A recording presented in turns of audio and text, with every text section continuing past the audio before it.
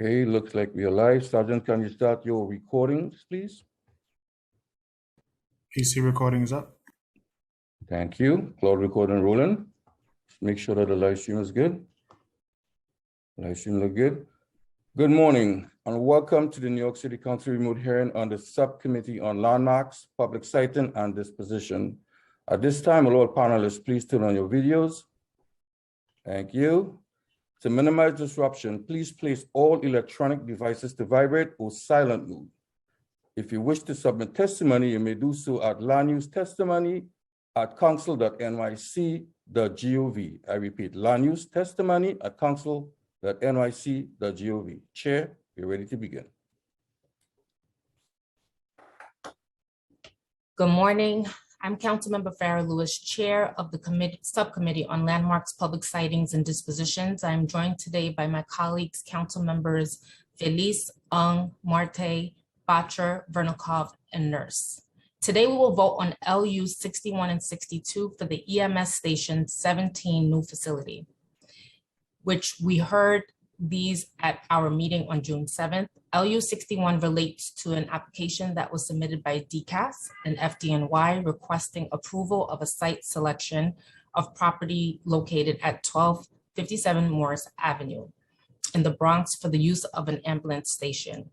LU 62 relates to an application that requests the grant of a special permit pursuant to section 74-67 of the zoning resolution to allow an FDNY emergency medical service station used in a residence district. These actions would facilitate the construction of a proposed two-story EMS station building on property located in and on R7-1 district located at 1257 Morris Avenue in the Bronx Council District represented by Councilmember Stevens. With the support of the local council member, I now call for a vote to approve LU 61 and 62. Council, please call the roll.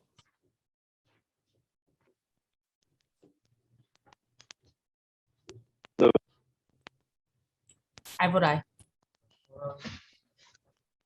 Lee. Aye.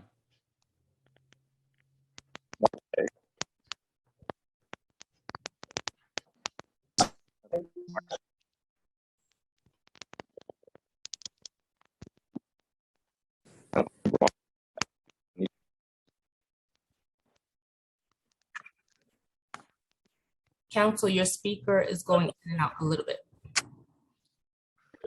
Sorry, can you hear me now? Yes. Okay.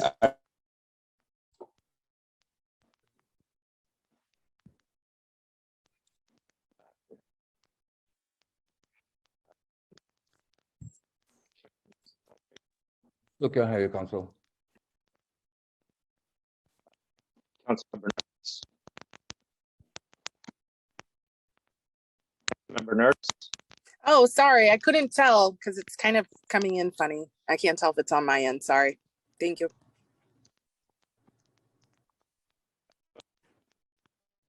Councilmember, how do you vote? Aye. Aye.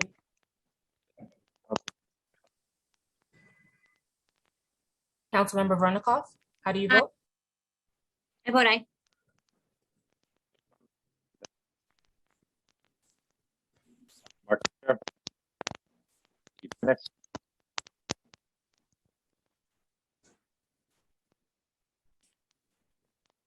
You're mute.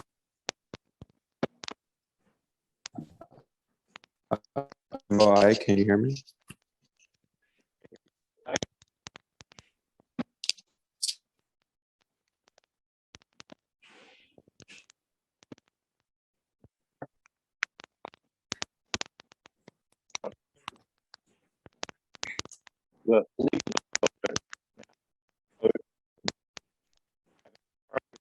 You're in negative.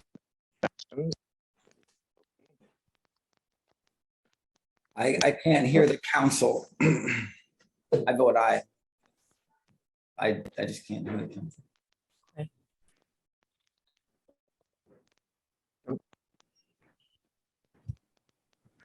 I couldn't hear the council either. Council, the speaker's going in and out a little bit. Can you hear me now? Can you be better? Can you say that one more time? No, Can the backup count over? it's coming spotty.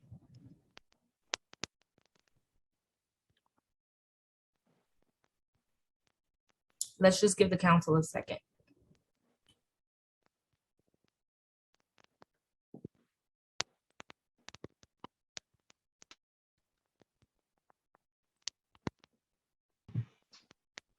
Morning, everyone. Can you hear me? Yeah. Okay. Jeff, can you try taking off your headphones? Maybe. Maybe that's the issue because they're going through the headphones. Just see if that works.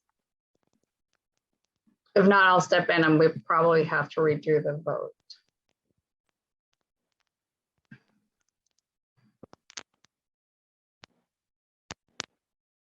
Let's just give the council a second. All right, speak Can you hear me now? a little better. There's something that's muffling the sound of your speaker. If you could see. Yeah, you're still a little spotty. Angelina, he said you could proceed. Yeah. Rectify. Hold on. So council members, give me just 1 second because we're going to have to redo the vote so that I can do the tally myself. So for the EMS item, I'm going to call the roll again. Chair Lewis, I vote aye. Council Member Felice, I vote aye. Council Member De La Rosa. She's here. Apologies, I don't see her. Council Member Marte. I vote aye. Councilmember Nurse, Aye. Councilmember Ung, Aye. and Councilmember Vernicott. Aye. Give me just 1 second to do the tally.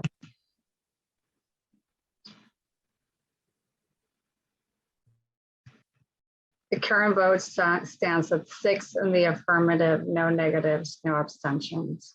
And Chair, do we leave the vote open? Councilmember De La Rosa is not here. Okay. So we'll leave the vote open. Do you want me to proceed or you want me to stand by? We can proceed with the hearing, Chair, and then we'll see if the subcommittee council comes back, but I can do the announcements and proceed as with your remarks. I'll just be stepping in for him.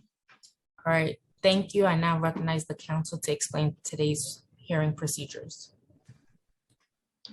Give me just 1 second to get my script ready. Hold on, council members, apologies. This is why we have a backup, right? So. All right, so here we go. Thank you, Chair Lewis. I am Angelina Martinez Rubio, stepping in as counsel to the subcommittee. Members of the public who wish to testify were asked to register for today's hearing. If you registered to testify and are not yet signed into Zoom, please sign in now and remain signed in until after you have testified. Hold on. If you wish to testify and have not registered, please go to www.council.nyc.gov/land use to sign up now. If you are not planning to testify on today's items, please watch the hearing on the New York City Council website. All people testifying before the subcommittee will be on mute until they are recognized to testify. Please confirm that your mic is unmuted before you begin speaking. Public testimony will be limited to 2 minutes per witness. If you have written testimony that you would like the subcommittee to consider in addition to or in lieu of appearing before the subcommittee, or if you require an accessible version of a presentation given at today's meeting, please email landusetestimony@council.nyc.gov. Please indicate the LU number or project name in the subject line of the email. During the hearing, council members who would like to ask questions should use the Zoom raise hand function, which appears at the bottom of the participant panel. I will announce council members who have questions in the order that they raise their hands. Witnesses are reminded to remain in the meeting until they are excused by the chair. Lastly, there may be extended pauses if we encounter technical problems. We ask that you please be patient as we work through these issues. Chair Lewis will now continue with today's agenda. And Chair, I just got a word that Councilmember De La Rosa is here, so can I just take her vote? Yes, please. Councilmember De La Rosa, how do you vote? I vote aye. Thank you. Thank you. So the final vote stands at 7 in the affirmative, no negatives, no abstentions, and the items are approved and recommended to the full Land Use Committee. Thank you. We continue now with our public hearing on today's agenda. We will now hear the pre-considered LUs related to application numbers C220220ZMM and N220219ZRM for the Lirio 806 9th Avenue project. Both applications were submitted by the Department of Housing and Preservation and Development. Application C220220ZMM was submitted pursuant to sections 197-C and 201 of the New York City Charter for an amendment of zoning map section 8C, eliminating from within an existing R8 district a C1-5 district and changing from an R8 district to a C6-2 district.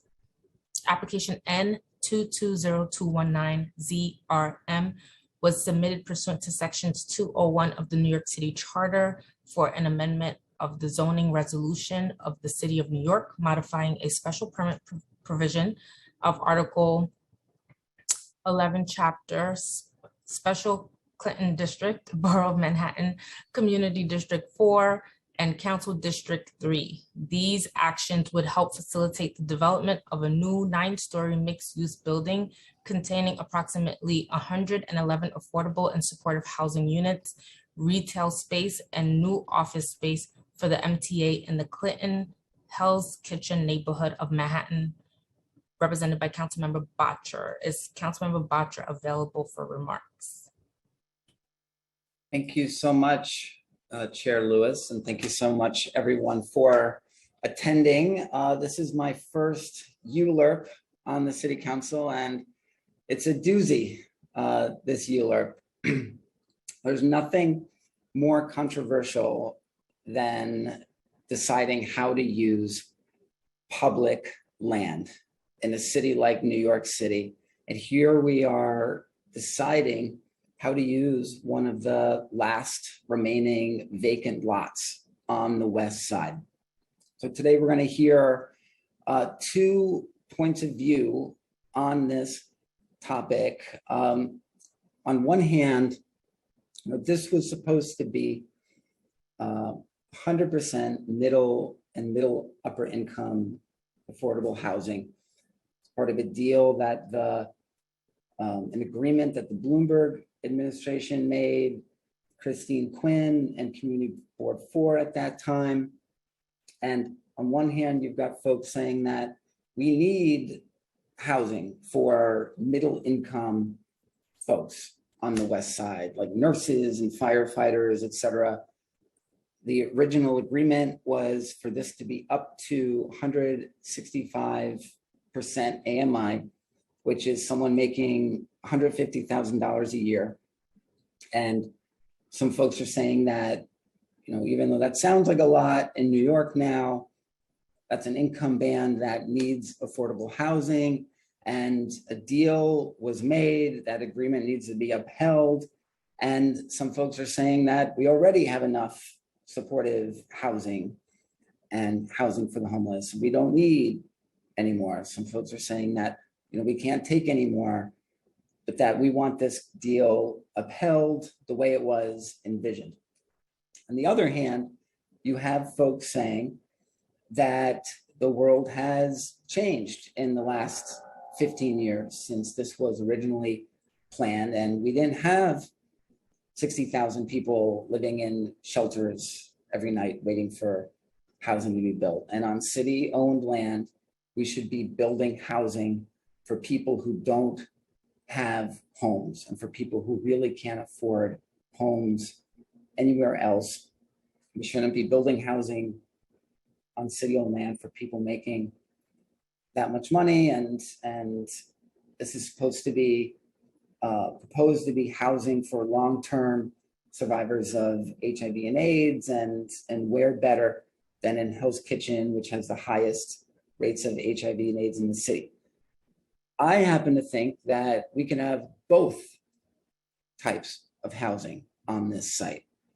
That's what the borough president recommended. That's what city planning recommended. I think we could figure out how to do both on this site.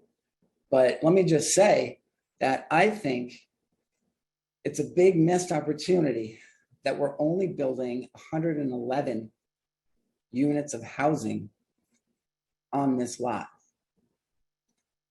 111 units isn't going to put a dent in either of the problems, middle income or housing for the homeless. It's a drop of the housing that we need. We could have had more units of housing on this lot, but this was, like many of my colleagues, were taking a ULURP that was crafted by previous administrations who were working within the ULURP that we have. I intend as a council member to build much, much more housing of all kinds. We need to build much, much more housing. 111 units, I think, is a big opportunity, but that's what we're deciding today. I want to thank you, Chair Lewis, and my colleagues, council staff, and all the folks who are coming out to testify today as we hear about this project from the applicants, hear all the members of the community who are coming forward. Thank you all. Thank you, Councilmember Batra, for those sentiments. We are joined today by Felipe Cortez, Paris Strader from HPD, Sarah Pfizer, and Aaron Kaufman from Hudson Companies, Moonsun Park from the MTA, and forgive me for butchering this, Leonie Shea from the NYCT Department of Subways, and Colton Ho Nix from Housing Works. Council, please administer the affirmation. Applicants, can you please raise your right hand? Again, apologies if I mispronounce your name, but please, I'm going to call on each of you individually to answer the following question. Do you affirm to tell the truth, the whole truth, and nothing but the truth in your testimony before the subcommittee and in your answer to all council member questions? Aaron Kaufman? I do. Felipe Cortez? I do. Munson Park? I do. Leonie Che? I do. Paris Trotter? I do. And Colton Howe Nix? I do. I believe I didn't call on Sarah Pfizer. I do. That's all. Thank you all. If you have a PowerPoint presentation, it will be displayed upon your request. You all may begin. Thank you. I'm gonna give it a second for the presentation to come up.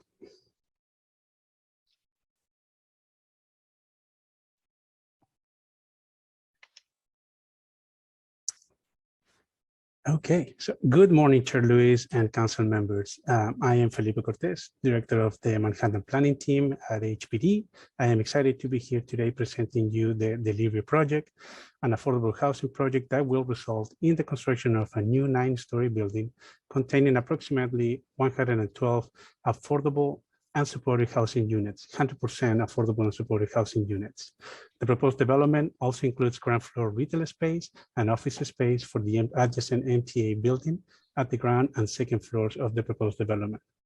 I'm joined here by other representatives from HPD and the development team who will introduce themselves in the presentation or when they answer questions as needed. Next slide, please.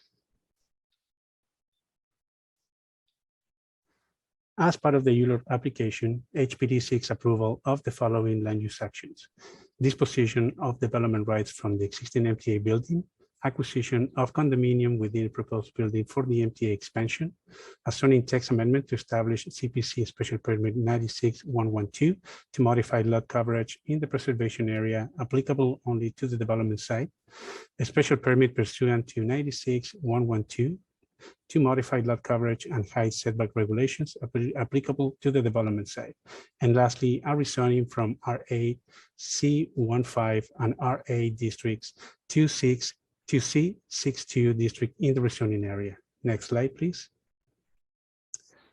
HPD is excited about this project as it provides a unique opportunity to develop a long-standing vacant underutilized city-owned land with much needed 100% affordable and supportive housing units. At this time, I turn the presentation to Sarah Pizer, a representative of the development team, who will provide further details on the proposed project. Sarah? Thank you, Felipe. My name is Sarah Pizer. I'm a development director at the Subcommittees. Delirio will provide 112 units of permanently affordable housing. 67 of those units will be designated for formerly homeless individuals, and 59 of those units will be supportive housing targeted towards long-term survivors of HIV and AIDS. We will also have 44 units of affordable rental housing up to 80% AMI. And I want to note that the affordable housing originally went up to 60% AMI. We then added 70% and 80% AMI tiers after getting initial feedback from CB4 prior to ULURP certification. And of course, we'll have one supers unit as well. Delirio will also include 115 square feet of community space for supportive services provided by HousingWorks. HousingWorks will provide on-site case management to develop a person-centered service plan for supportive housing residents. We'll also have a 5,400 square foot accessible landscape terrace and a 1,900 square foot rooftop garden accessible to all residents. Other amenities will include a fitness center, bike storage, and 24-hour front desk staff, as well as designated office space for HousingWorks. Next slide, please. So here you can see our proposed affordability distribution, or our unit size distribution. The Western Royal Yards points of agreement require that 50% of the units at the site be 2 bedrooms or larger, which we are accomplishing here. And as you can see, the studios are mostly in the formerly homeless category, while the 2 bedrooms and 3 bedrooms are mostly spread out among the affordable housing AMI tiers. Next slide, please. Here are our qualifying incomes and rents based off of 2022 AMIs. So I know there's a lot of numbers here, but Delirio could be home to a family of 4 at 40% AMI, making up to $53,000 a year, or a couple making $74,000 a year combined at 70% AMI, or a single parent and a child making up to $85,000 per year at 80% AMI. The monthly rents are also shown here, and we're happy to return to this slide in the Q&A, as I know that there's a lot of numbers here. Next slide. Delirio will also include retail along 9th Avenue. That will be approximately 7,100 square feet of ground floor retail and 7,800 square feet in the cellar to be used as back of house space. We've heard that there's a strong desire from the community for a grocery store here, and we're doing our best to accomplish that goal. We've worked with StreetSense, a retail marketing consultant, to better understand how a potential grocer may view our space in terms of proximity to other grocers, neighborhood demographics, et cetera. And we've also brought on Ripco as our retail broker to be our boots on the ground presence, talking to grocers and understanding what their requirements are. So we hope to have more news on this front as we progress through pre-development. Next slide. I'll turn it over to Moonsun for this one. Thanks, Sarah. Good morning. I am Moonsun Park, Associate Director of Development and Zoning at the Metropolitan Transportation Authority. The MTA will be occupying approximately 30,000 square feet of office space, which will be located partly on the first floor and entirely on the second floor of Delirio. The future space is being called the Rail Control Center Annex, or RCC Annex, because it will be an extension of the existing adjacent Rail Control Center. The RCC is the Mission Control Center for the New York City Transit subway system, where train movements are monitored. The RCC is responsible for controlling service on all system lines, which include 472 stations, 665 miles of mainline track, and over 6,000 rail cars. The span of control provided by the RCC is multi-jurisdictional, encompassing not only the MTA system operations, but critical response by the New York City Police Department and the New York City Fire Department. The RCC is also the center for dispatching incident response teams to directly address incidents throughout the system. The RCC is one part of a control center complex.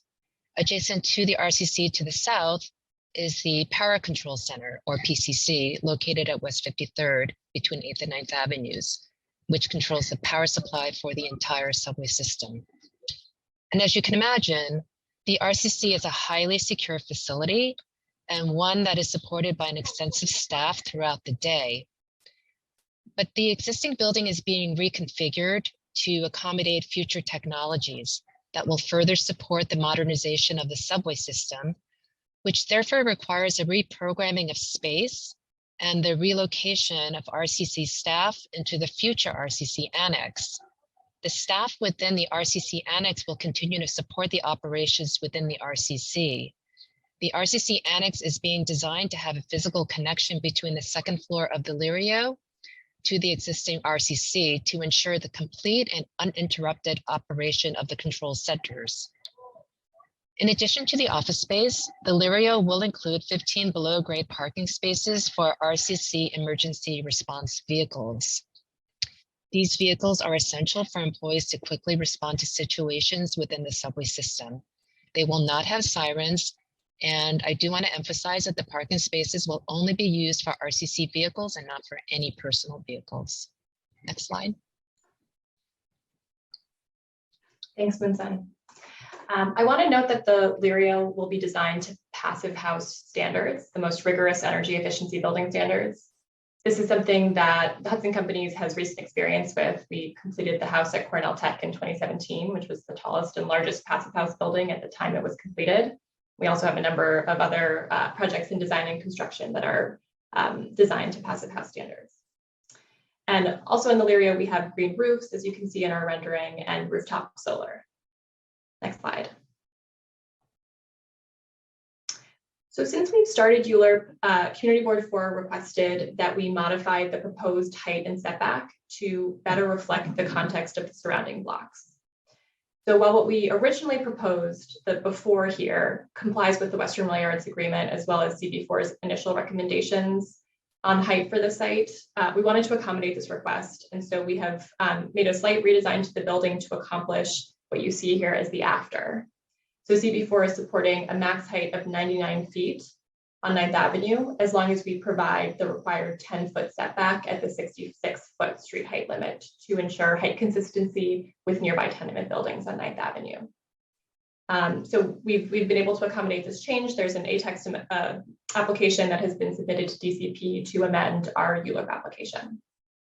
And I also want to note that we were able to maintain the rooftop gardening area for tenant access, as well as the green roofs and solar panels with this redesign. Next slide. So Community Board 4 also expressed that the two-story expression of the residential entrance was not of a residential scale. And I want to note that the residential lobby is not a double height space, and that the second story above the residential entrance is actually MTA office space. But the two-story expression that you see here on the before was designed to create a visual separation along 54th Street between the retail on 9th and the MTA entrance further down 54th. And we have this kind of cool perforated metal screen over glass with an organic leaf pattern to evoke the name of the building, named after the liriodendron tree, which is the oldest living tree in New York City. But we will keep that perforated metal screen and just kind of break that up into two separate glass expressions to avoid the double height expression, as you see here in the after image. Next slide. So here you can see what that looks like from a street view with the revised residential entrance glass. I want to note that one additional change that we are considering from the community board is a brick color change. We currently have this kind of gray mix of bricks here, and we are looking into potentially something more in the brown palette to be a little bit more contextual with the surrounding buildings. So we don't have any images of that quite yet, but we're happy to keep folks posted on that as we continue to work on that with our design team. Next slide. And that concludes our presentation. Thank you. Thank you for your testimony. Council, are there any council members with questions?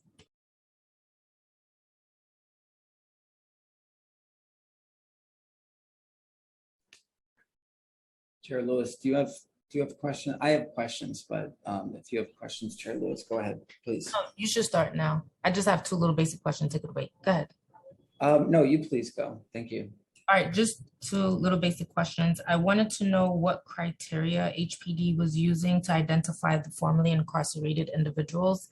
Sometimes HPD has a tendency to provide housing for formerly incarcerated individuals that live in New Jersey. That happened in my district and so many other districts. So they used to live in New York, but somehow ended up in Jersey and back in New York. So I wanted to know what that criteria is.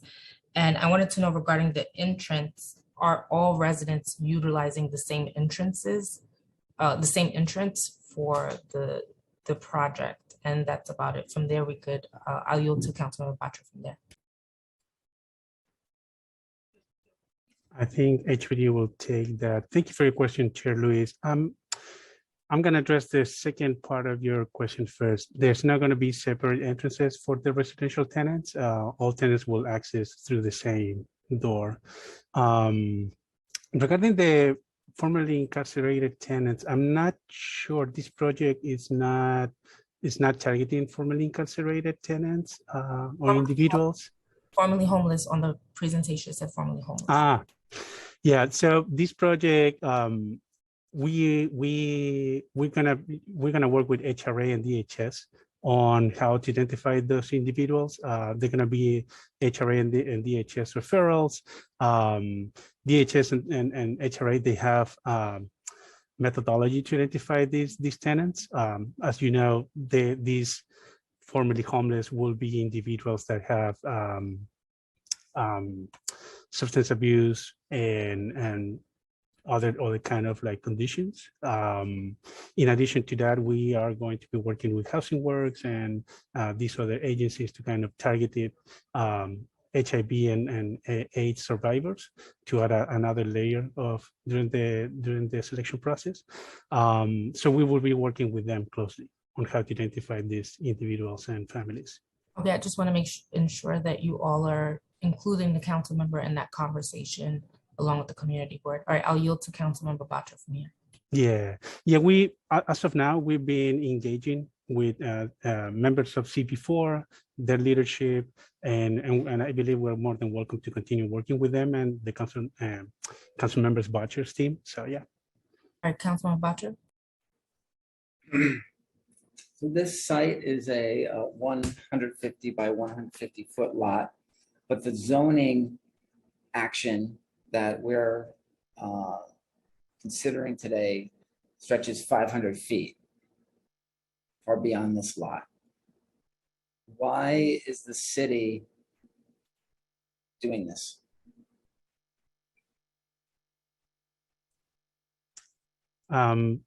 Correct me, let me see if I understand the question correctly. Are you specifically asking why the city is pursuing a rezoning action?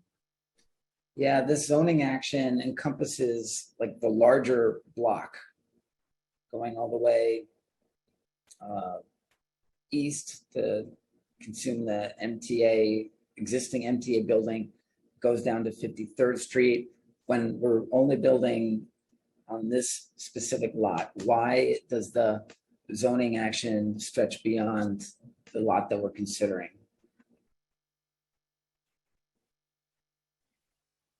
Yeah, thank you for the question, Councilman So we targeted the zoning to be really about the existing commercial uses on the block. So we carved out the residential property, but because our building that we're building, the Lirio, will have the RCC annex, and it's going to be connected to the existing MTA building. It makes sense for the zoning to be rectified on both parcels. So the rezoning stretches for not just this property, but the basically all the commercial properties in the block. This project is it within the Special Clinton District, which was created in 1973 to preserve the existing housing and prevent the commercialization of the Clinton Hills Kitchen area. And this would be the first action since 1973 in which the city rezoned an underlying residential zone to a commercial zone within this boundary. Is that correct?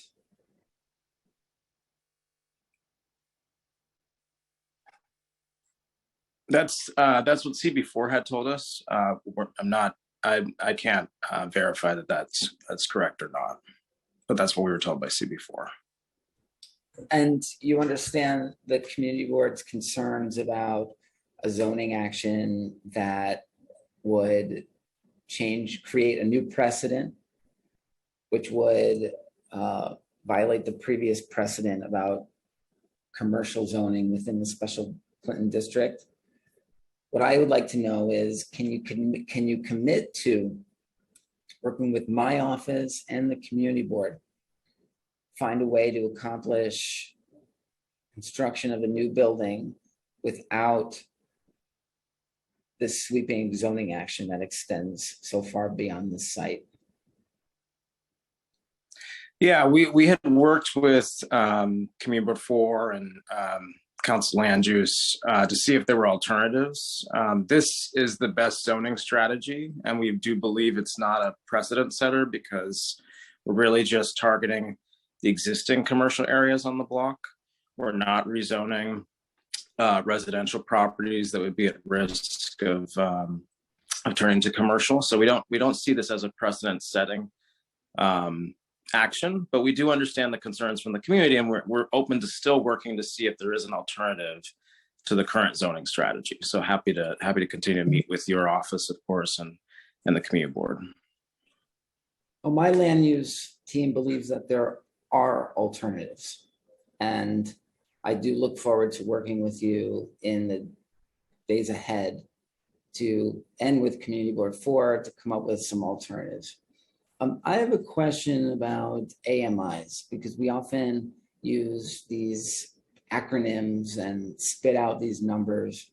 But for everyone who's here, can HBD please walk us through what AMIs translate to?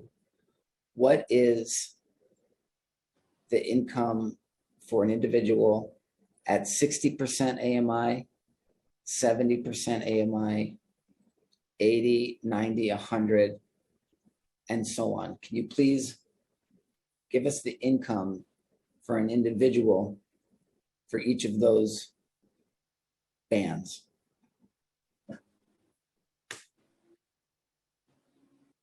Well, we can, if possible, I think we have that slide in there as part of the presentation that we can show you basically what would be the MIs targeting this project as of now. Not So, asking for example, about this project. Help us educate the public with me about what the different AMIs are.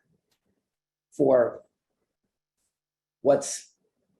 how much is someone making at 60%, 80%, 100%? Could you just, it'll take, a minute. Read those off for us. Sure, let me Thank try you. to pull that up.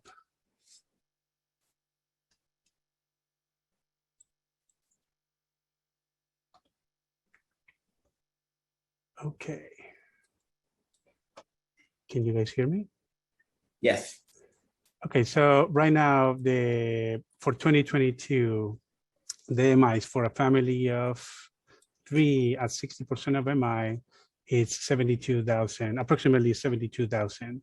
And then 70 is going to be 84, and 90 is going to be 108.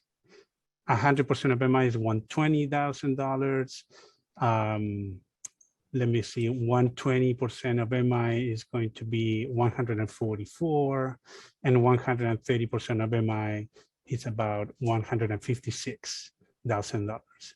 165% of MI right now is about, for a family of 3, obviously, is almost $200,000, $198,000. And 165 is the maximum, Is the maximum what? is the most AMI of the available bands. 165 is Well, that's what we have as reference, but I just want to clarify that HP doesn't have any term sheets that cover those MIs. Our Right. top, it's 120, 130% of MI. Those AMIs are commonly put into categories. Low income, middle income. Which of those AMIs qualify as low income? Are they defined? That'd be 80% AMI, 60. So let me see. So the extremely low income is going to be from 0 to 30% of MI. The very low income is going to be from 31 to 50% of MI. The low income is going to be from 51 to 80. And then moderate income is going to go from 81 to 120. And middle income is 120 to 165. The retail space at the on the ground floor, it was originally envisioned to be a Housing Works retail space, another Housing Works thrift store, which everyone loves. But throughout this process, it's been expressed over and over that there is a need for a grocery store. However, the grocery store being proposed is of a certain size. It's not like a supermarket size. Can you commit to working with my office and the community board and the MTA to get a supermarket sized retail space on the ground floor? You're correct. The initial proposal for this project incorporated both ideas to have maybe Housing Works flagship store or maybe a grocery store. The team was open to that. Housing Works and housing companies and Housing Works were open to that idea. Based on community board for feedback, the team move ahead with maybe facilitating the creation of the grocery store here, using the entire space for it. Related HPD and the development team committed to working with you on finding or committing to find the creation of this larger space for a larger supermarket. I believe that commitment is there. We've been holding meetings with you and your team and CB4 on this issue. The MTA, HPD, and the developer are committed to exploring possibilities. That's an ongoing process. We have mentioned before that it's challenging due to the constraints of the project and the needs of the MTA space and the critical and vital function that this additional space for the MTA will play not only for CB4 but the city at large. So the commitment is still there. We are preparing. We had a meeting with your team last week. We are working on this, analyzing every possibility, And definitely we can continue that conversation with you and your team. Why does this building only have 112 units of housing? Why? Yeah, Well, I think we're trying to maximize what is allowable on this side based on zoning and the commandments part of the POA. So we are trying to maximize as much as we can the uses of what is allowed on the side right now, based on the constraints that we are working with. Sorry. I'll have more questions as we continue, but I want to hear from the community. I want to hear from other stakeholders who are presenting. Thank you. Thank you for your questions.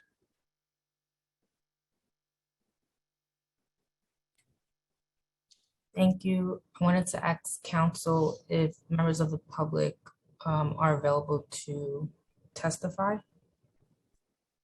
So we have several members of the public who are here to testify, and we're gonna split them up in panels. So give me just 1 second to get the names of the first panel.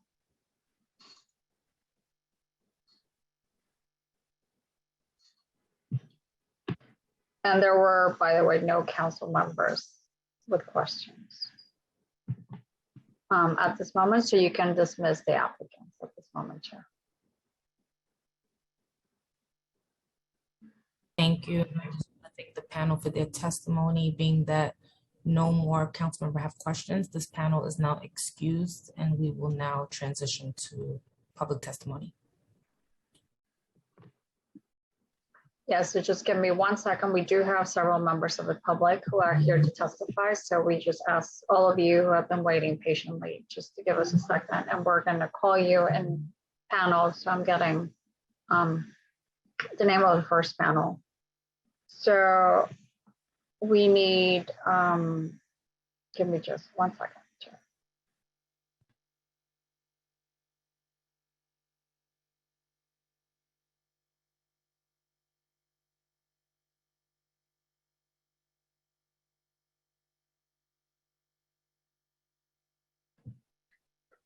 All right, the first panel will be Juan Daniel Nolan, John Daniela, Joe Restuccia, Paul Devlin, and Christine Gorman. And apologies if I mispronounced your names. Here's my screen. We're admitting them, Chair, and we'll let you know when they're in.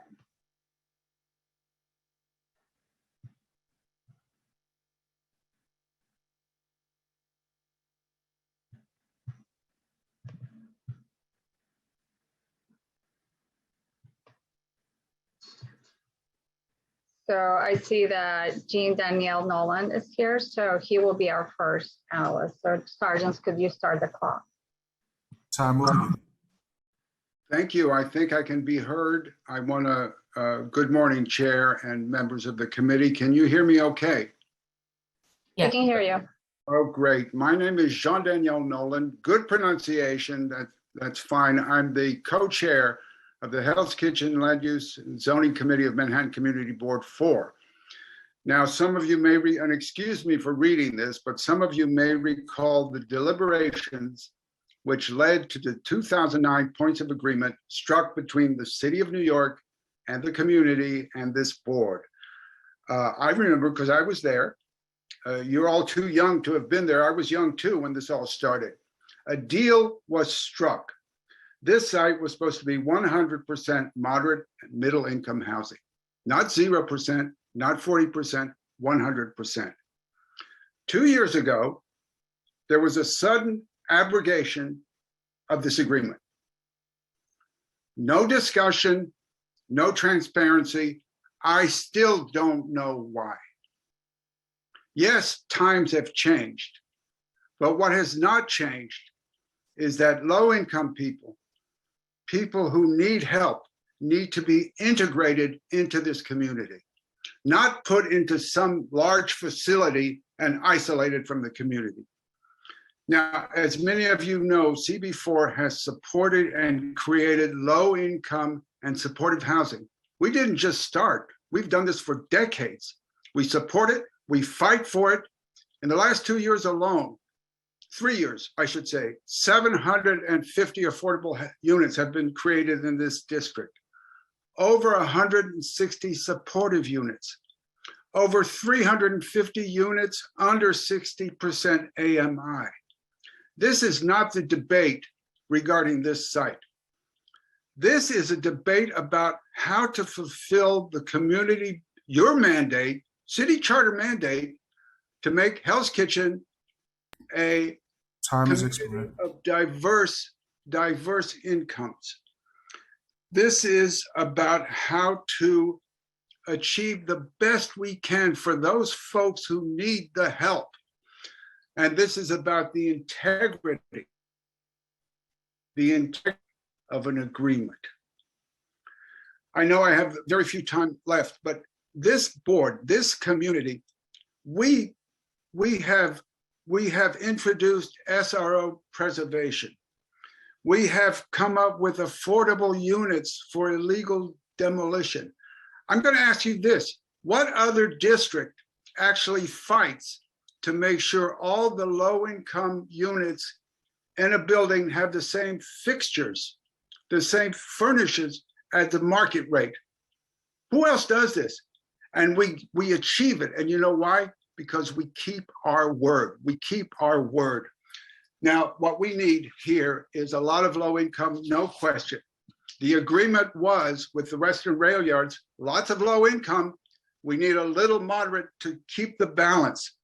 We need income for teachers, for cops, for nurses, for a whole range of people, as well as low income.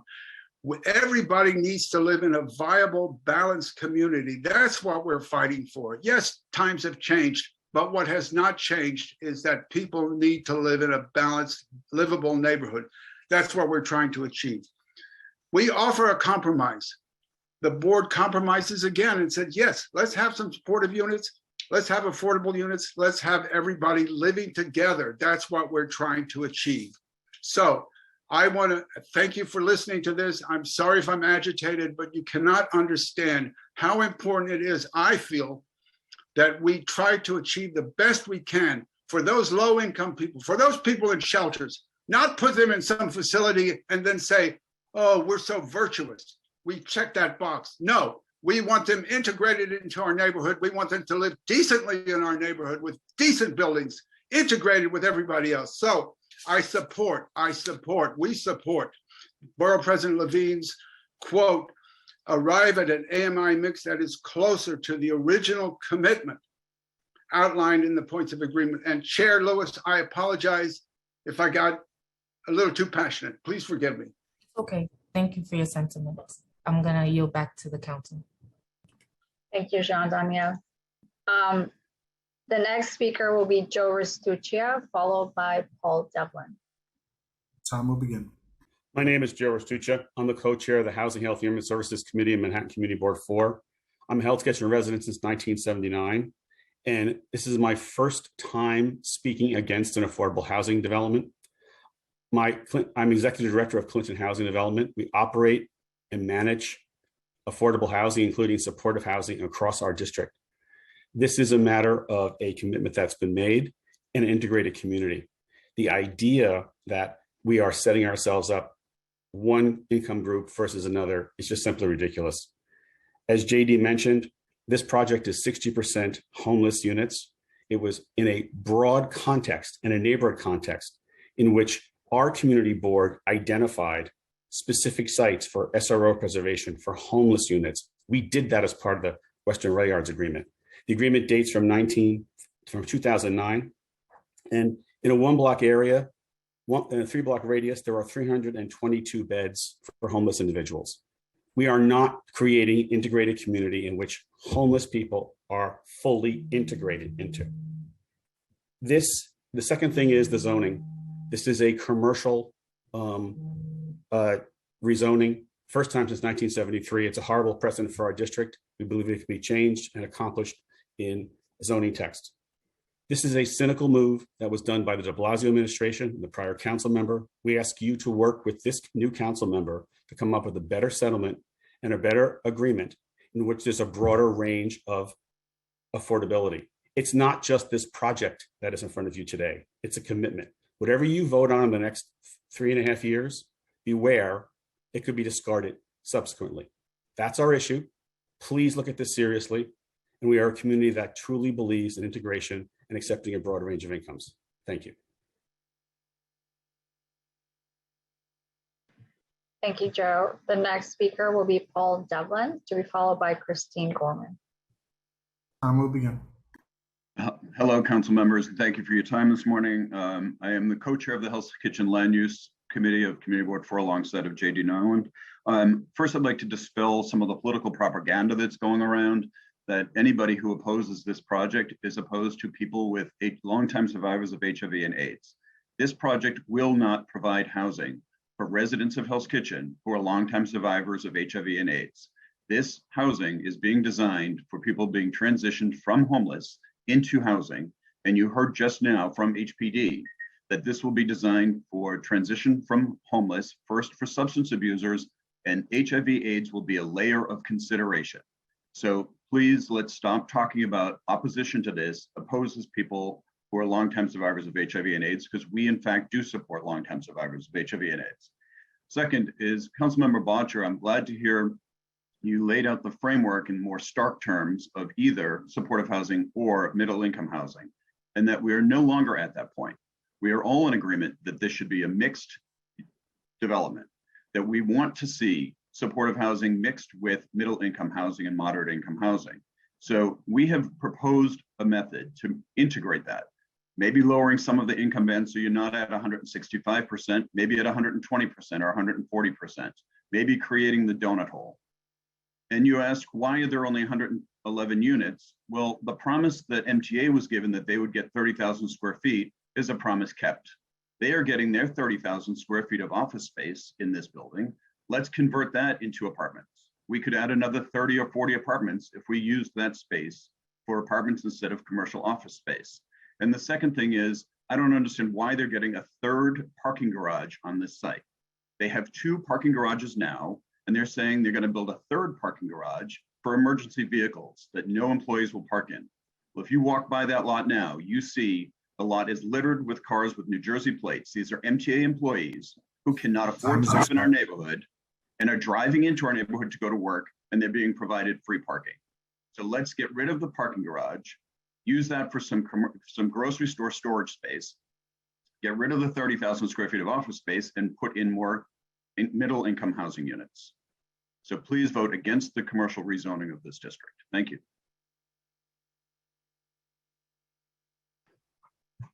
Thank you, Paul. The next speaker on this panel and the last speaker on this panel is Christine Gorman. Hello, I'm Christine Gorman. I'm president of the West 55th Street Block Association and a member of the Hell's Kitchen Neighborhood Coalition. I'm going to submit written testimony as well, but what I want to underscore right now is something that Councilman Botcher brought up, and that's the zoning issue. Please vote against this on the on the zoning issue alone, because to change the zoning rules in the Clinton Special District is to allow all kinds of mischief to happen. We have seen this before. I live nearby in our area. We have seen what they call, it has a whole name, renovation through demolition, or demolition by neglect, rather. We have seen people abuse the rules. Please do not change the zoning rules. There are text amendments, as you yourself, Councilman Botcher, said your team believes can accomplish what is needed here through text amendments. Please vote against this on the zoning rules alone. Councilman Botcher will have much greater leverage if you vote against, because of this desire to change zoning rules, the zoning laws, which are literally unprecedented. Secondly, CB4 is willing to compromise. What you have what you have outlined today is the same thing that was outlined in October of 2021. I looked up the patch article to make sure it's still 53% supportive housing. We asked Council Community Board 4 asked for 25% supportive housing instead of 100% affordable for moderate and middle income families.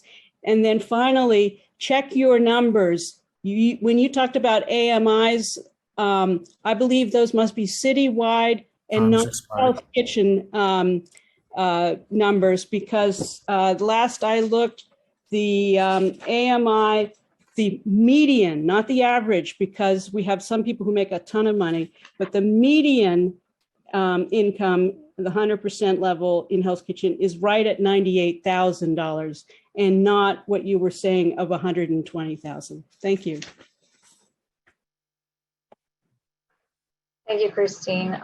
Chair, I don't see any council members with questions at this time, so I'm going to call on the second panel,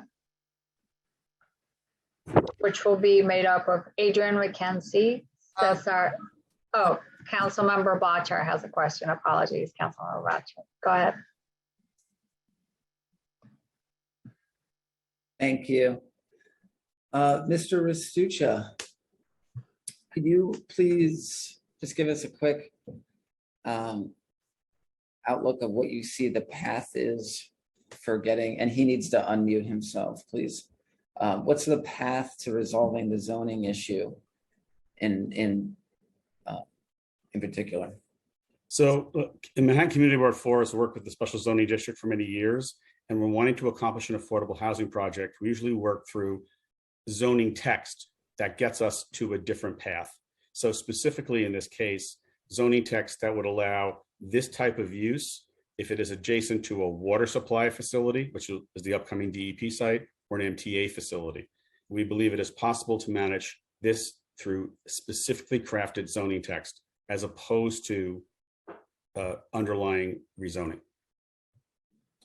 And the design of the building, there were a couple changes that were previously made. The door way out of scale for the neighborhood. It was more like a midtown entrance tall. That was brought down.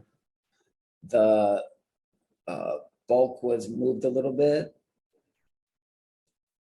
What remains to be done with the design of the building?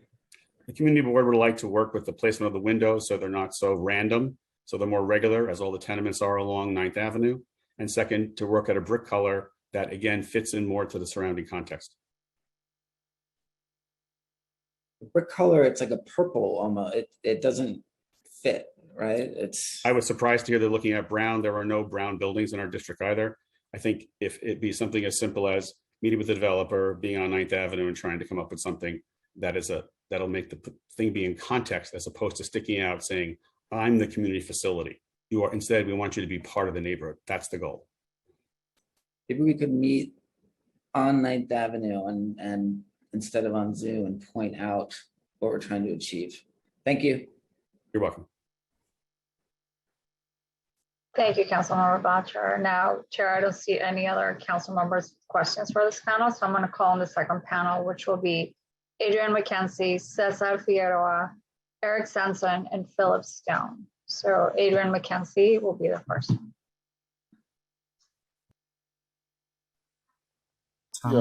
Yes, good morning, everyone. My message is going to be brief. I support the Delivery Project. We need more supportive housing and affordable housing in New York City. Thank you so much.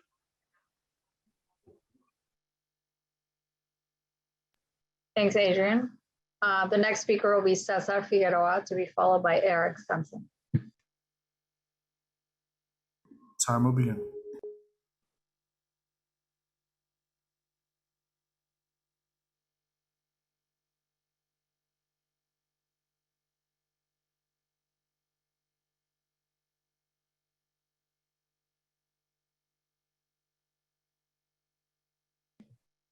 I think he's trying to remove. There you go. Hello, you hear me? We can hear you now. Okay. My name is Cesar Figueroa. I sit on the Health Board for Housing Works. I'm a client and I'm a board member. I believe right now the way housing situation, they don't have any affordable housing for us clients constituents. Well, what do you call affordable? Not on our rate. What's going on now? Everything's all sky high. There's no low income. What do you call low income? Not what we make, but we need more affordable housing for us clients as much as constituents. And that's all I have to say. Thank you. Thank you, Cesar. The next speaker will be Eric Sanson, to be followed by Phillip Stone. Time will begin. Good morning. Can everyone hear me? Yes. Okay. Hello. My name is Eric Senzon. I'm the director of supportive housing at 3 of our congregate sites through Bailey House Housing Works. I am here to state that I am in favor of the Lirio project. And I just wanted to make a few points about what could be expected of another supportive housing program. Let me start by saying, I know I have to be very brief, but in 2016, I was a part of the upstart of a veteran housing program on West 95th Street. It was controversial. We, for the community who also, to some extent, was opposed to another supportive housing program in their community. But we have proven over the last 6 years on West 95th Street that we are successful partners, that the community that has developed there, the veterans who live there on West 95th Street are engaged in the community, are welcomed by the community, and are known to Community Board 7. We want to extend the same type of community partnership to Community Board 4 and Hell's Kitchen.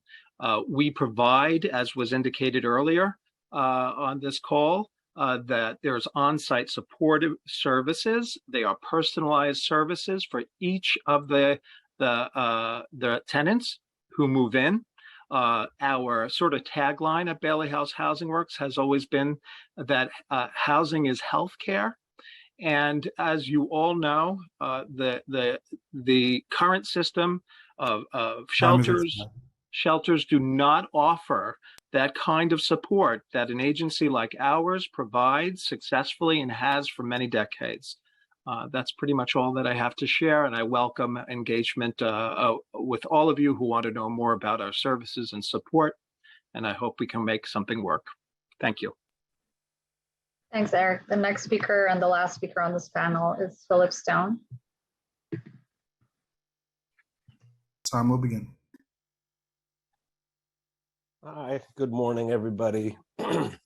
Excuse me, my name is Phillip Stone. I'm a New York City resident, and I wanted to express my support of the Lirio application. Simply put, I am a firm believer that New York City needs more supportive and affordable housing, especially in Manhattan. I believe that supportive housing works and is critical to the city, and I think it's almost impossible to go through any neighborhood in New York City and not immediately identify that as one of our biggest crises that we're dealing with is housing. As Eric mentioned, housing is healthcare. I've seen it work for people. They get the support that they can't find in the streets or in the shelters. They go back to school, they get jobs, they contribute, they make the communities richer, more diverse, and communities that heal people. And I'd love to see this application go through. So thank you very much. Thank you, Phillip.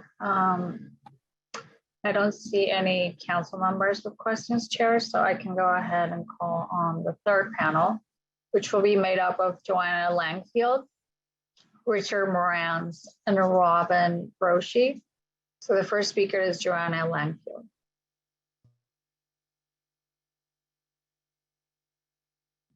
Time will begin. Are you talking to me? Yes, you can begin. Okay. Hi, I'm sorry. Thank you so much for this. I've lived in Hell's Kitchen since 1984, and honestly, it has just broken my heart to see what's happened to our neighborhood since 2020. The good news is that with the combined efforts of our councilperson's office and our police and our community board, wonderful community board, and fabulous block associations, we seem to be heading toward a better place. Push that. The Lirio project, as we know, is to be run by Housing Works, and we all love Housing Works. I do remember distinctly during one of the community board 4 meetings about this project that someone from Housing Works said they have a great working relationship with the neighborhood at their West 37th Street location on the street from the Lirio. Now, according to a recent article, which was in AM New York Metro, this seems to no longer be the case. By Housing Works having and handing out free needles in part of the Clean Needle Exchange program, that location, the neighbors and the Garment Center bid, they seem to feel, according to the article, that all best intentions aside, this is exacerbating what is already a very serious drug problem in the neighborhood. And it's a huge cost to the people who are living and trying to work there. Now, I asked last night on a Zoom call, the chief of staff from our councilperson, Eric Botcher's office, if Housing Works is planning on bringing that same service, the needle exchange program, to the Lirio.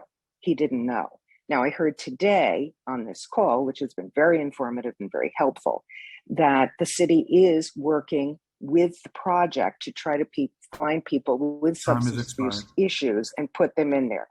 Now, I've asked for a follow-up on this. I want to know the answer. And I also want to know how that's going to impact the plan that was given to the community board several months ago. I realize this is very specific and only one of the many questions here today, but I'm sure you can appreciate our concerns on this.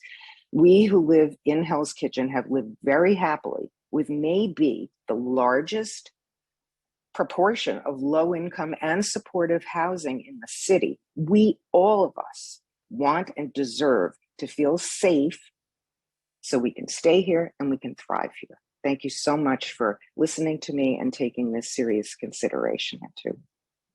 Thank you. Thank you, Joanna. The next speaker will be Richard Morans, to be followed by Robin Broshi. Time will begin. Good morning, council members. Thank you for this opportunity to speak. I'm speaking against the MTA site project known as the Lirio.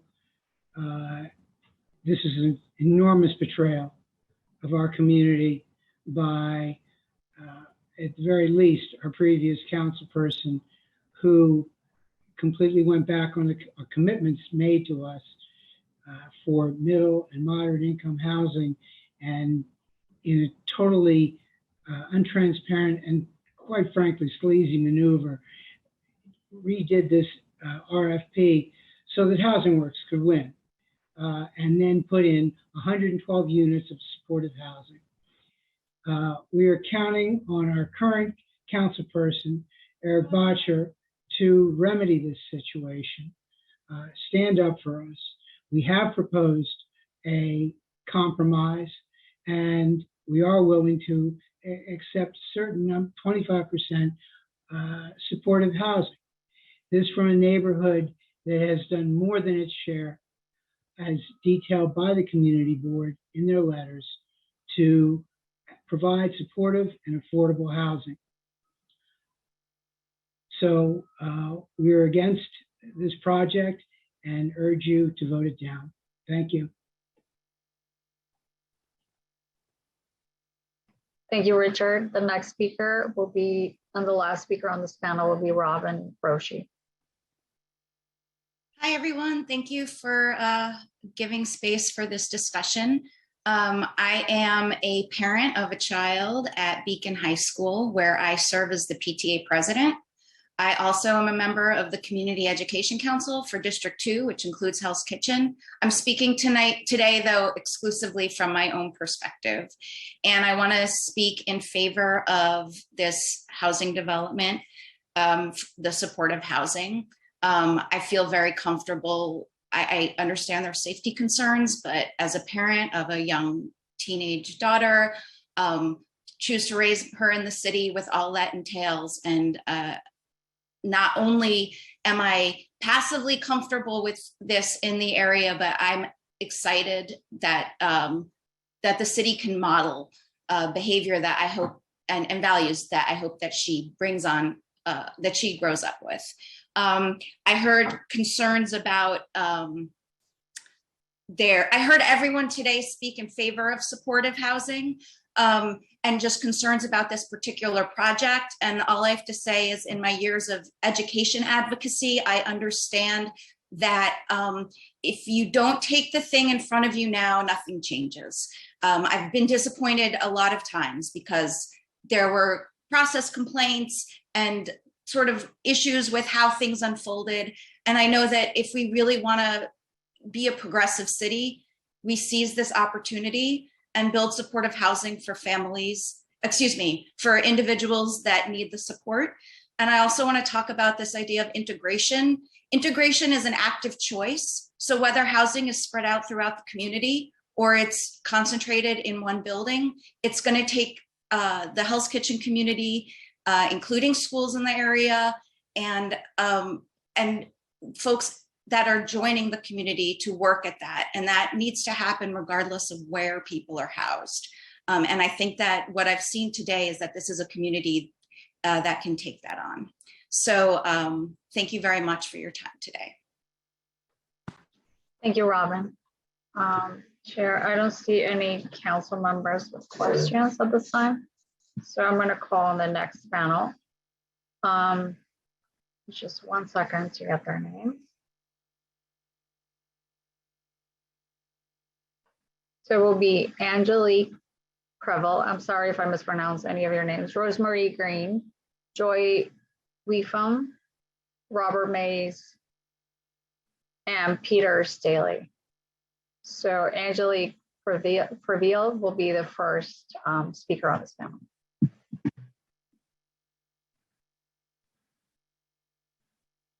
Time will begin.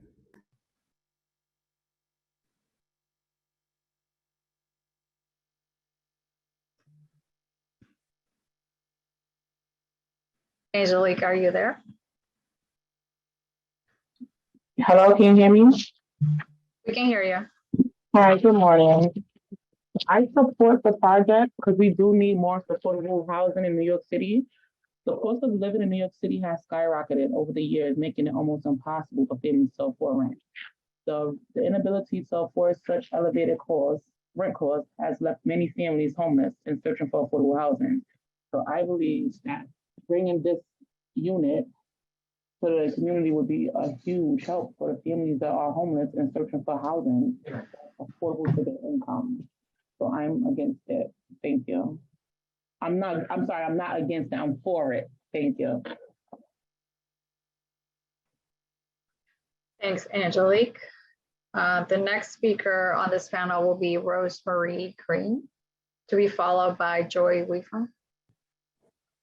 Hi, can you hear me? My name is Rosemary Green. I am a long-term housing advocate, member of the Bailey House Board for over 30 years, member of the Housing Work Board. I was around when housing wasn't happening.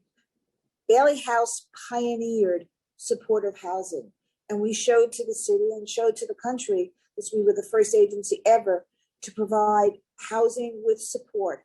That is a health right, it's a health issue, and it's important. I support the Lirio plan.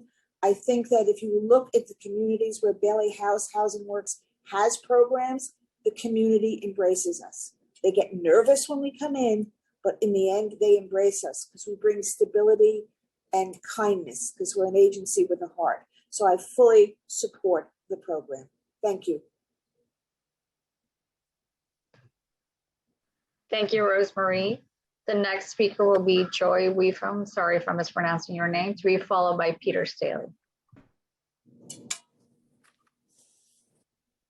Hi, good morning. My name is Joy Weefum. I am a client of Housing Works Bailey House, and I also work for Housing Works.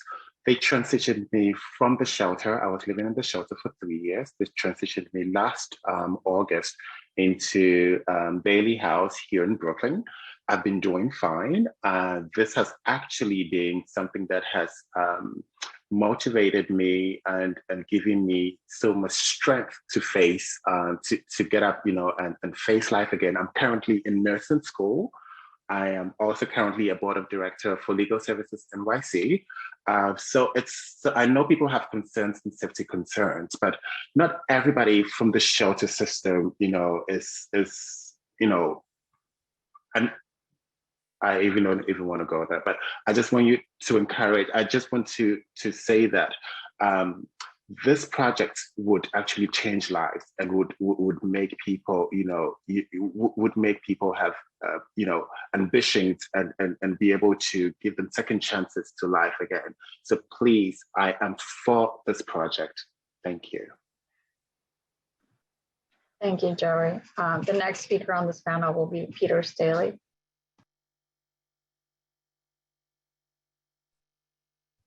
Can you hear me? Yes, my name is Peter Staley. I'm a long-term AIDS activist in New York City. I moved to New York in '83. I was diagnosed in the very scary year of 1985.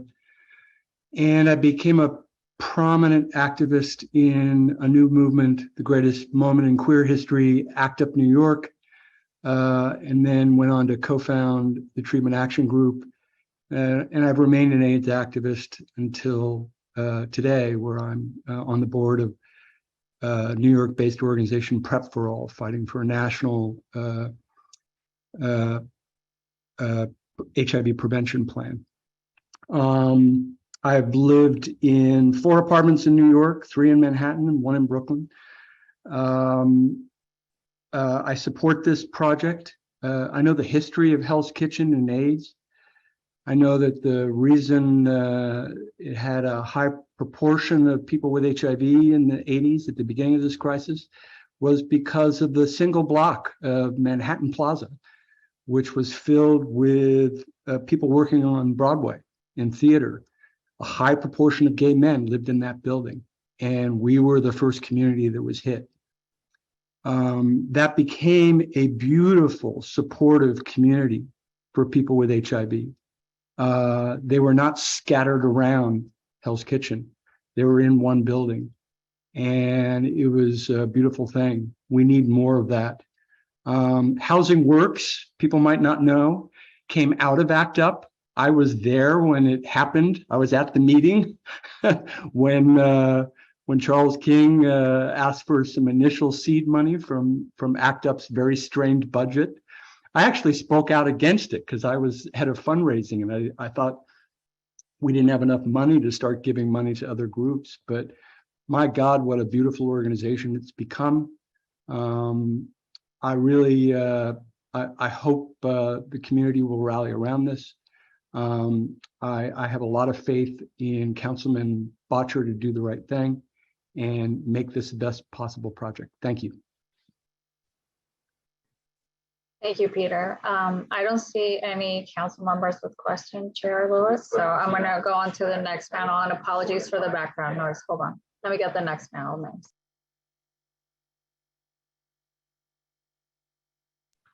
So next panel will be William Thomas, Judy Wessler, John Mudd, and Norman Smallwood. So William Thomas will be the first speaker. Time will begin.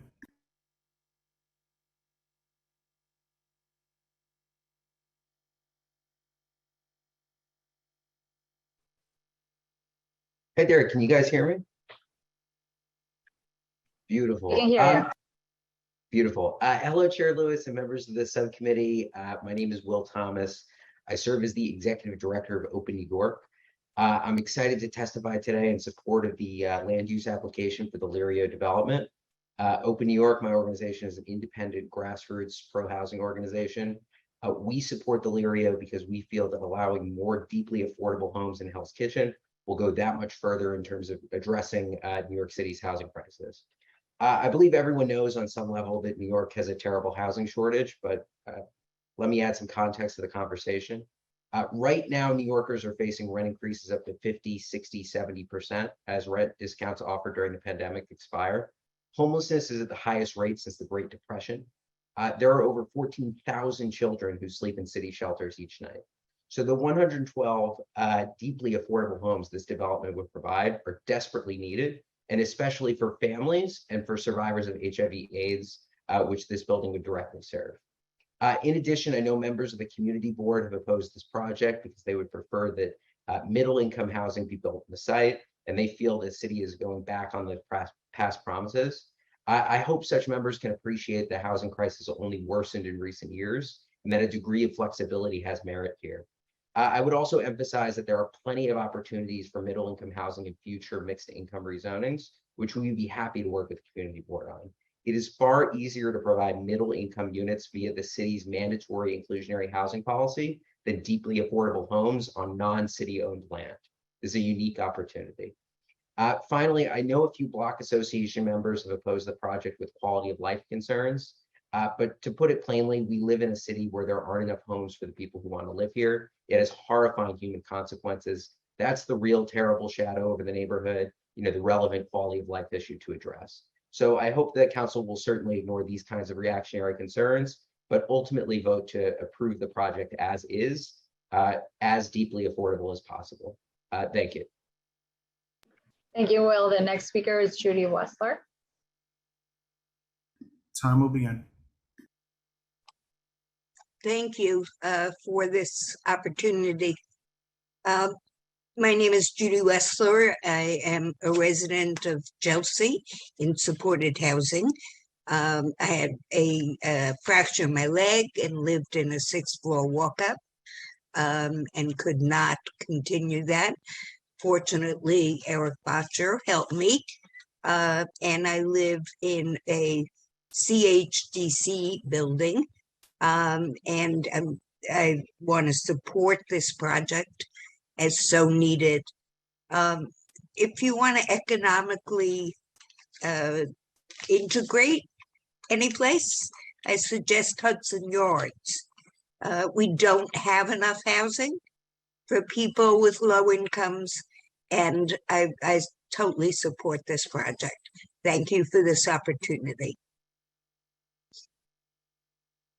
Thank you, Judy. And I'm going to call on somebody from the last panel that I overlooked. Robert Mays, if you're in the meeting, can you unmute yourself?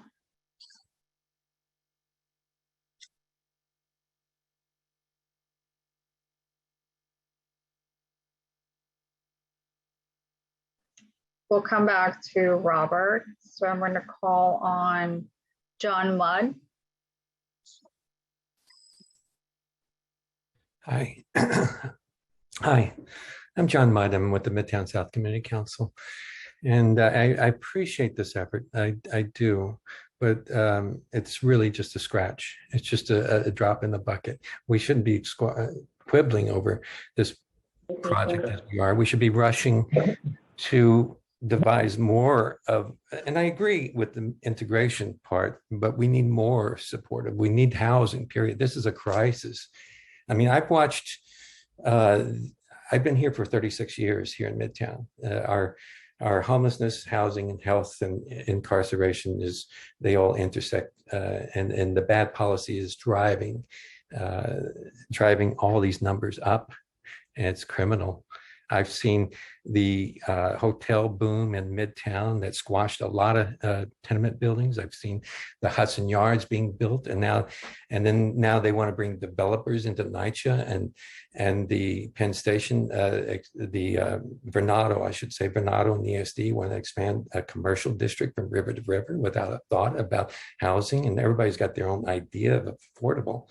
And thanks, William, for your numbers and so forth. But we've got 988 people that are rent controlled and rent stabilized, and they're constantly being pushed out. Why? Because there's not enough housing. Nobody's building housing. This is a crisis. And I'm very passionate about this. And I think the community boards and everybody should be working to build more of it, to find an equitable solution. You don't start in the middle, you start from the ground up and build up. And we need that foundation. We need a strong foundation. People who are homeless do not stay homeless if they're housed. They become productive members. And what we're doing is we're overdeveloping for wealth's sake, and we're underdeveloping for people's sake. And we have to stop it. And it's not getting better. It's far from getting better. We're on a dive down to the bottom. And we need to work together to build more. Time has expired. Okay, and I'll leave it at that. And thanks, William, for laying out some numbers. It took away some of my talking points. Great, thanks, bye. Thanks, John. I'm going to try to call on Robert Mays. I know you're calling, and apologies, Robert, for skipping you before. See if you can unmute. Yes, hello? We can hear you. Yeah. Okay, I just want to thank everyone for this opportunity to speak and give my piece of supportive housing. Getting to the point, supportive housing works. Housing works work. Reason why I'm saying that is because for 2 years since I've been in this organization, I have not had any legals. In fact, got everything cleared legally, and productively is moving forward with my appointments, as kept key players in the game, Ms. Holder, and she have an assistant called Mia. She works together with her simultaneously to make sure each person have their appointment set, ready, and approved. So that way, medically we can stay on point. Housing works. Next. What? I only got 2 minutes. They want me to still talk? I ain't him on the air. Robert, okay. Thank you, Robert. The next speaker will be Norman Smallwood. Time will begin.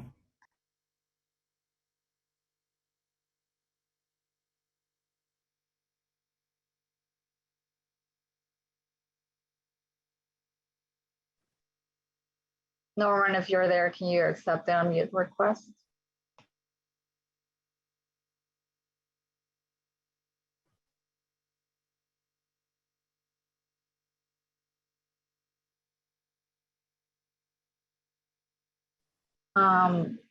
We're going to go back to Norman, so I'm going to call on Robert Firth next, and we'll go back to Norman to see if he fixes all your issues.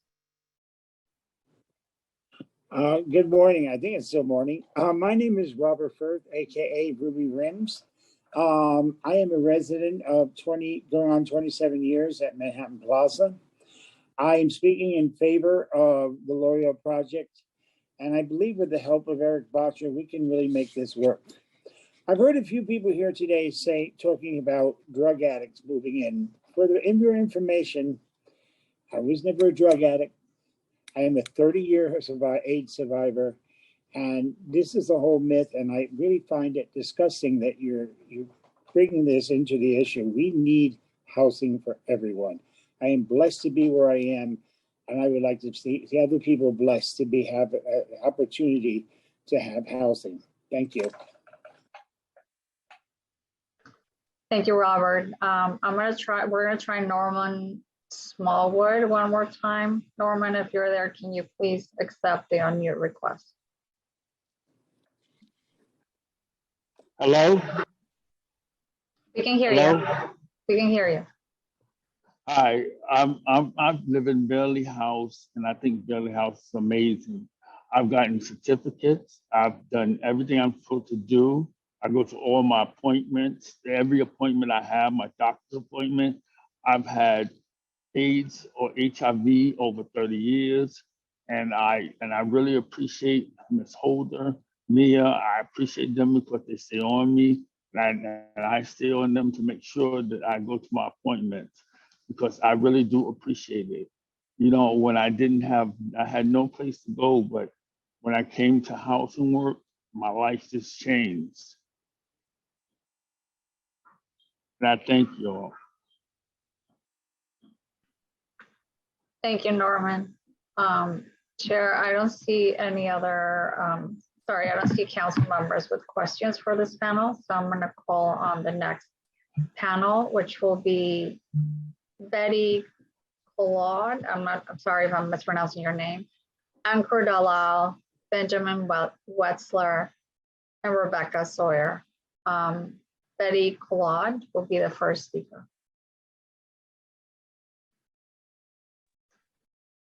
Good morning. My name is Betty Colod. I'm an HIV specialist and primary care physician working with people who use drugs. I'm speaking on behalf of New York Doctors Coalition in support of Valeria. It is 41 years almost to the day since the HIV epidemic began, ravaging the LGBTQ community before many New Yorkers were even aware of the virus. As Peter Staley described from firsthand experience, back then, people living with HIV and allies banded together to fight for diagnosis, treatment, and housing, and other essential services for people living with HIV. As a direct result, HIV is now a chronic condition rather than a death sentence. HIV should be history, but sadly it is not, only because the most marginalized people continue to lack the basic necessities to protect themselves from HIV and to take care of themselves once they contract it. Housing is essential for health, particularly among people living with HIV. Supportive housing significantly improves participation in HIV primary care, viral suppression, and overall survival. Further, housing for people living with HIV decreases HIV transmission through decreased needle use, needle sharing, and condomless sex. But housing is a key to health in general, not just for people living with HIV. My patient Lewis was sleeping on the street for the past 2 years, and his heroin and alcohol use and general life chaos were worse every time I saw him. He lost 60 pounds, and his out-of-control blood pressure began to do permanent harm to his kidneys. He experienced an overdose, the leading cause of death among people experiencing homelessness, but fortunately he survived. Recently, he received supportive housing, and in the 2 months since his placement, he has stopped using, his blood pressure has been controlled, and he is gradually regaining weight because he has the stability, security, and safety to maintain his medication and food and to take care of himself. He is so grateful for the housing we helped him access that Lewis gave me a card thanking me for healing him with love. We must house our lowest income, most vulnerable neighbors while recognizing and addressing the affordable housing crisis in all income brackets. On June 5th, 48,171 of our neighbors were sleeping in shelters. An estimated 2,376 more New Yorkers are unsheltered, like Lewis was. Hell's Kitchen, a neighborhood with many decades of LGBTQ history and the highest concentration of residents living with HIV in New York City, is an ideal location for this project. Thank you. Thanks, Betty. The next speaker will be Ankur Dalal, to be followed by Benjamin Wessler. Thank you. My name is Ankur Dalal, and I'm a longtime West Side resident speaking in favor of the Lorio project today. I support this project because it will bring over 100 affordable homes, including nearly 6 homes for longtime survivors of HIV and AIDS, to a neighborhood with a median household income of over $90,000 a year, well above the city average. I think it is important for wealthier neighborhoods to welcome this type of housing, and as a member of the city's LGBT community myself, I'm particularly heartened by the inclusion of homes for HIV and AIDS survivors in a neighborhood like Hell's Kitchen. But putting aside the considerable merits of this project, I want to take a minute to comment on the opposition. After voting down the proposal, Community Board 4 wrote to the City Planning Commission arguing that they would only support the project if it included fewer affordable units. I think it's galling that CB4 would attempt to wrest away homes from the city's most vulnerable residents. And I also think this letter illustrates the impossible situation our city's home builders find themselves in.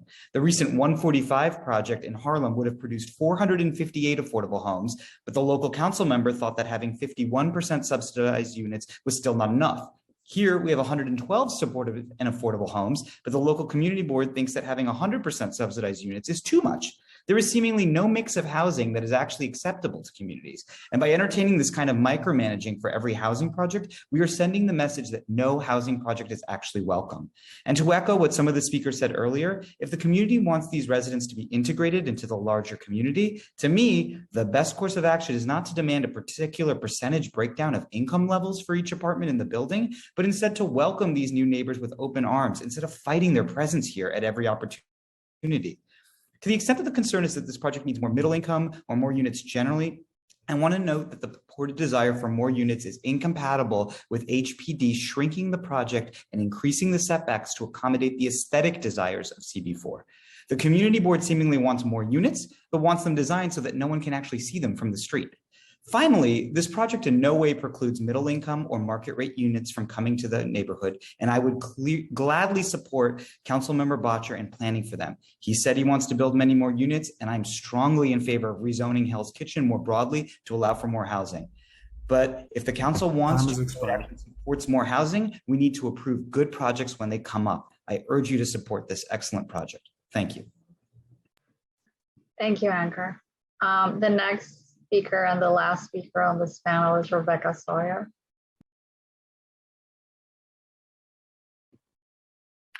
Time will begin. Good morning. Can you hear me? Thank you. My name is Rebecca Sauer, and I am the Director of Policy and Planning for the Supportive Housing Network of New York. The network represents more than 200 nonprofits across the state that collectively run more than 55,000 units of supportive housing. I'm testifying today to express my organization's strong support for the LIRIO. The LIRIO presents a unique opportunity to provide much needed supportive housing to people living with HIV/AIDS, as well as permanent affordable housing for families in an integrated manner in Hell's Kitchen. The Hell's Kitchen community faces the threat of rising rents that push out long-term residents and continues to disproportionately struggle with the ongoing HIV/AIDS epidemic. According to DOHMH, the Chelsea Clinton neighborhood has the highest concentration of residents living with HIV in the city. Supportive housing is a crucial tool needed to end the ongoing HIV/AIDS epidemic and homelessness. The LIRIO provides just that. Residents will not only benefit from stable, affordable housing, but will receive person-centered services and case management from Housing Works. This combination is crucial to ensure people are connected to appropriate health care, allowing for consistent access to medication and staying up to date with appointments. Housing Works was among the first organizations advocating on behalf of this population, while Bailey House created the very first supportive housing residence for people living with HIV/AIDS. Both organizations, now merged, have been long-standing and innovative members of the Supportive Housing Network. The network also firmly supports the proposed affordable housing at the LIRIO, which will serve New Yorkers earning from 40% up to 80% of the area median income, which is over $96,000 for a family of 3. New York City faces an immense housing crisis that has only worsened due to the COVID pandemic. We need more affordable housing at all income levels, but especially for the most vulnerable New Yorkers. I ask that the council join the support for the LIRIO, a transformational project that will provide much needed supportive and affordable housing while contributing to the dynamic and beloved Hell's Kitchen neighborhood. Thank you. Thanks, Rebecca. And then actually I misspoke. The last speaker on this panel is Benjamin Wessler. Hello, can you hear me? We can hear you. Okay, great. Hi, everyone, and hello to the council members. My name is Benjamin Wessler. I'm here speaking in support of the project.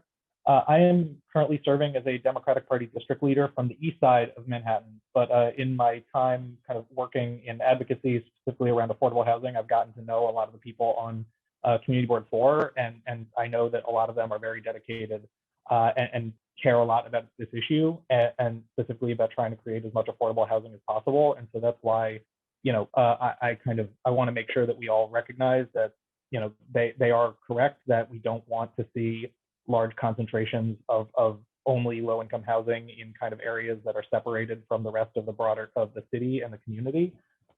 But for that reason, you know, I agree with Councilmember Botcher that only 111 units at the site is probably insufficient, that they could be accommodating a lot more. And as we heard from the representative from HPD, in a lot of cases, it's due to the building constraints that are created by the current zoning in the area and by different parts of, you know, different demands that were made on the actual building envelope. So that's why I would kind of urge the council, you know, it sounds like it's too late. We would have to start over with the EIS and everything to change the scope of this project, but I really would urge the council to take a yes and approach with this, and to re-examine the Clinton Special District after approving this project, to look for more opportunities for middle income and mixed income housing, so that we're not, you know, only pushing all of our supportive and low income housing in these these small handful of sites. I had a conversation with the council member from my neighborhood last week or 2 weeks last week, specifically about sites on the east side that I think would be great for zoning changes to accommodate things like that. And I would urge the council to kind of think in those terms, rather than try and subtract the number of affordable housing units that can be accommodated on the site, deeply affordable and supportive housing units that can be accommodated on the site. Thank you very much. Thank you, Benjamin.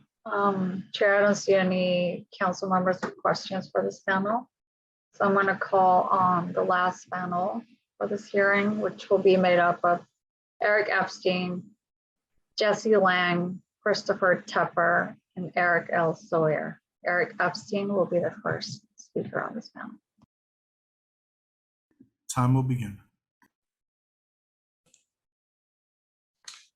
Good morning, Chair and committee members. Are you able to hear me? Great. My name is Eric Epstein. I'm the president of Global Impact Productions. Our company produces outdoor challenge fundraising events such as charity bike rides for select nonprofit organizations. And so in the interest of transparency, I want to start by telling you that one of our clients is Housing Works. We produce Breaking AIDS Ride to benefit their advocacy work on behalf of people living with HIV and AIDS. However, our ride does not benefit Housing Works property development, and we have no financial interest whatsoever in the Lirio or any of Housing Works properties. With that out of the way, our company, whose office is located on 9th Avenue and 45th Street, just down the street from the proposed Lirio, fully supports this project.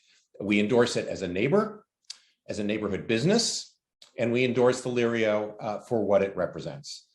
I know a number of others have spoken about a deal that the Bloomberg administration had made in the past.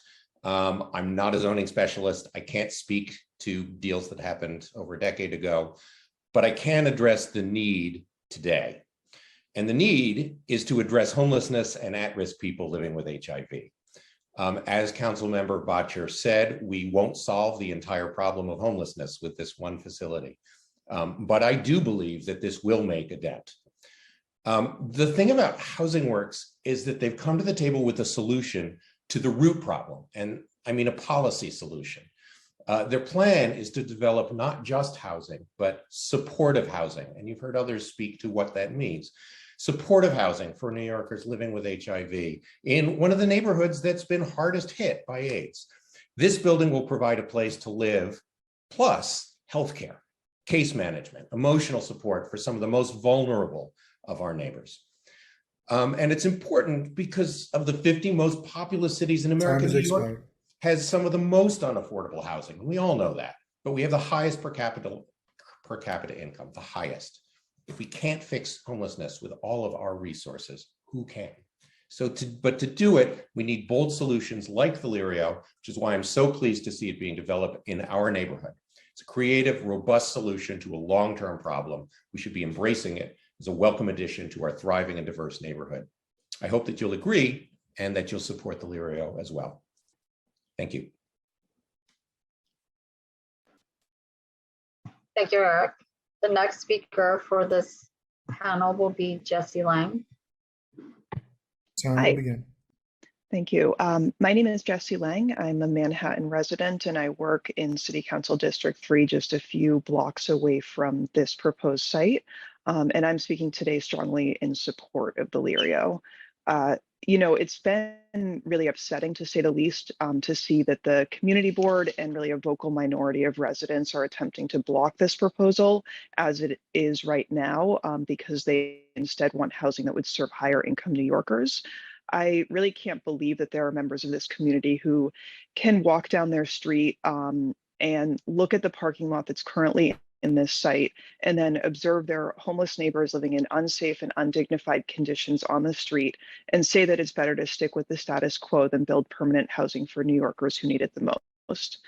This development will also provide affordable, supportive housing for people living with HIV and AIDS, which is another really important consideration with this project.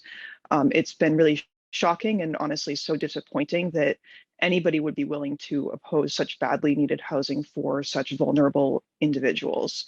Access to housing is essential for people to address their health care needs, and providing good housing and services is a huge added benefit to this community. It's also really so important for wealthier and whiter neighborhoods such as Hell's Kitchen to allow affordable housing and work towards eliminating residential segregation. I would be really proud to welcome this development and many others like it, and lots of other housing of all types for that matter, into this neighborhood, and to know that Hell's Kitchen is playing a really important role in meeting the housing needs of its residents. So I am asking that City Council agrees with me and votes in favor of this project in its current form. Thank you. Thank you, Jessie. The next speaker will be Chris Tupper. Hey, Chris.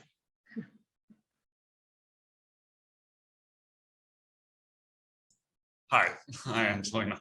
And hello, good morning, Chair Lewis, and also Councilmember Botcher. I'm Chris Tepper. I'm the co-founder and vice president of the board of the New York City AIDS Memorial Organization. I'm here to speak in strong support of the Lirio project. And for what it's worth, I actually think it's a beautiful building, tastefully designed, contextual in the district without being kind of a faux historical replica.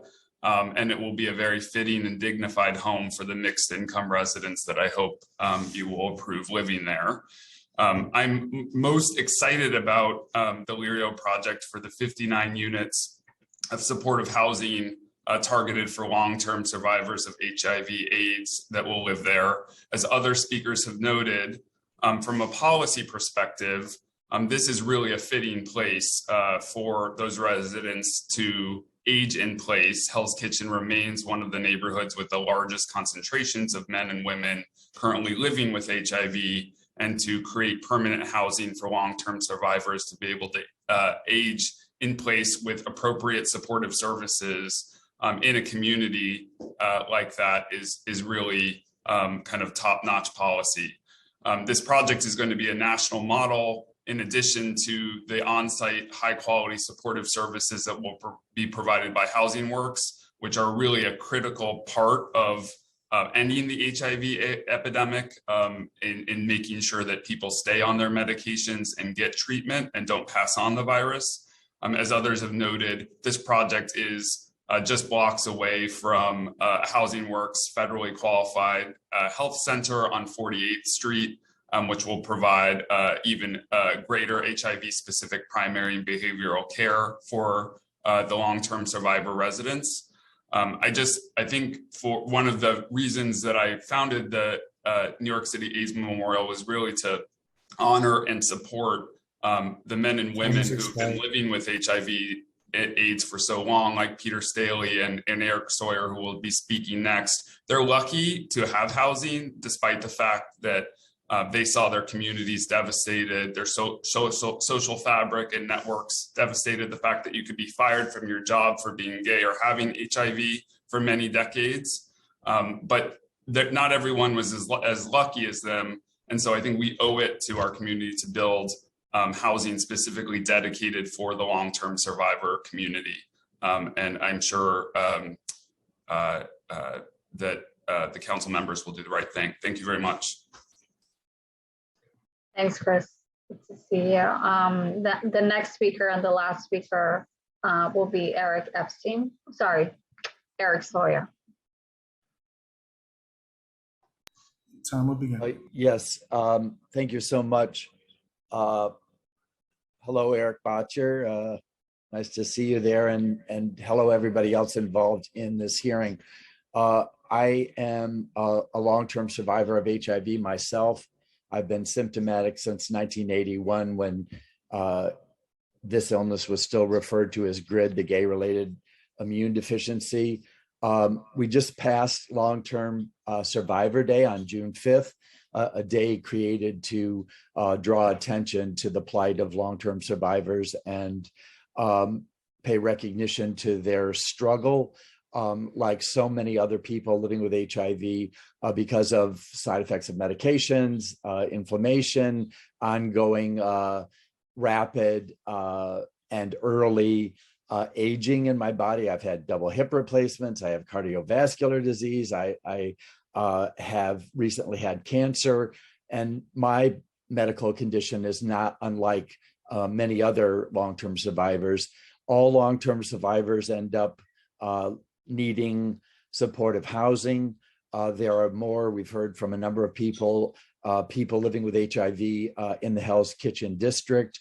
I can't tell you how many of my friends living there have had to leave that community because they could not any longer take care of themselves independently. There's a huge need for long-term survivor supportive housing, and this neighborhood needs it more than anybody else. So I'm speaking in favor of this development. I think that Housing Works does a great job in supporting all the needs of its clients, and that the fears of allowing long-term survivors to continue to reside in this neighborhood is not going to change the fabric or the safety in this neighborhood. And so I'm supportive of this project, and I urge you all to pass this project. Thank you.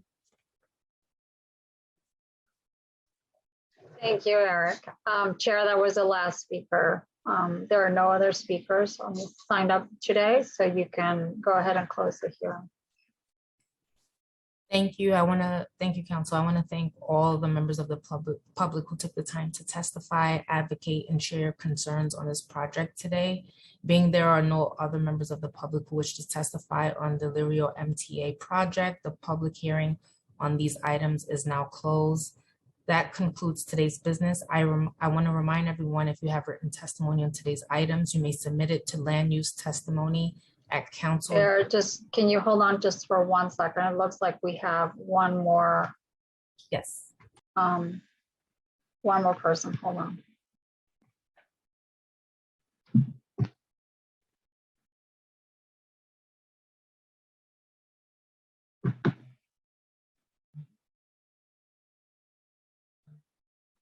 We have one more attendee. Give me just 1 second. Okay.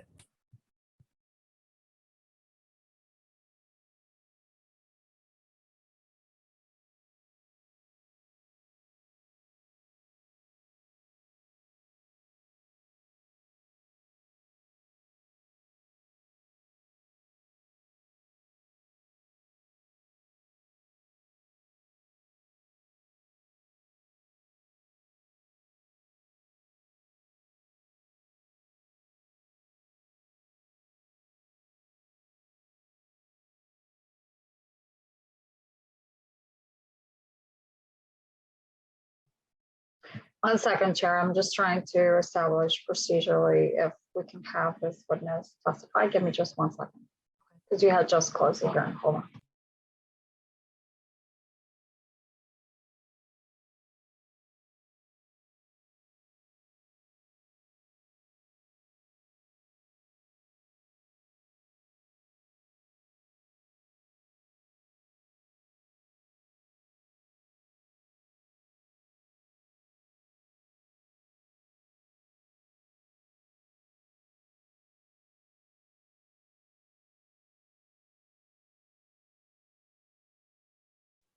All right, Chair. So we're going to allow this witness to testify. We're just going to do, I'm sorry about the background noise on my end. We're just going to have you reopen the hearing for the item, and then we're going to call on the witness. Okay, now we will reopen the public panel regarding the Lirio MTA project. So Council, I'll yield to you.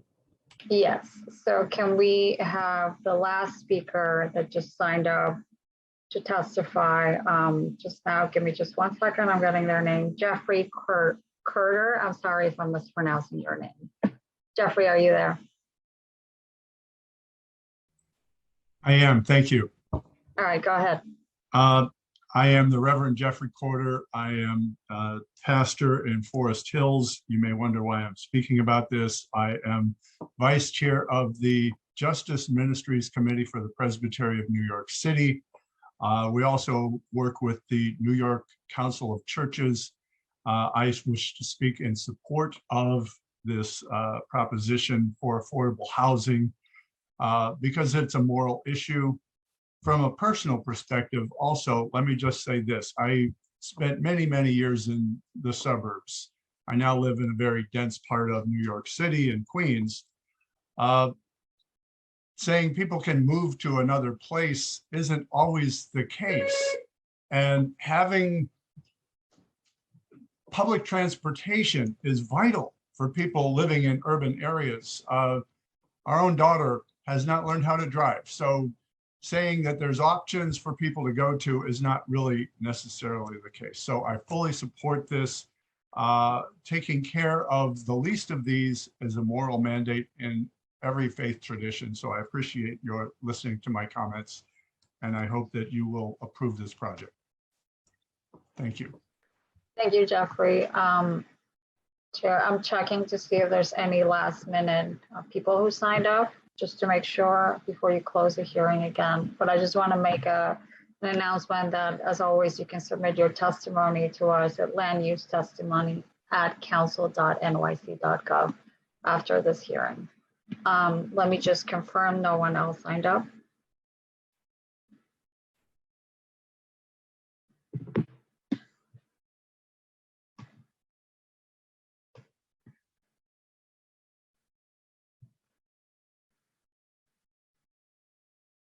Chair, it looks like no one has come in, so we can go ahead and close the hearing again. So top of page 13. Or this public panel is now closed. This concludes today's business. I remind you that, as the council mentioned, if you have written testimony on today's items, you may submit it to landusetestimony@council.nyc.gov. Please indicate the LU number or the project name in the subject heading.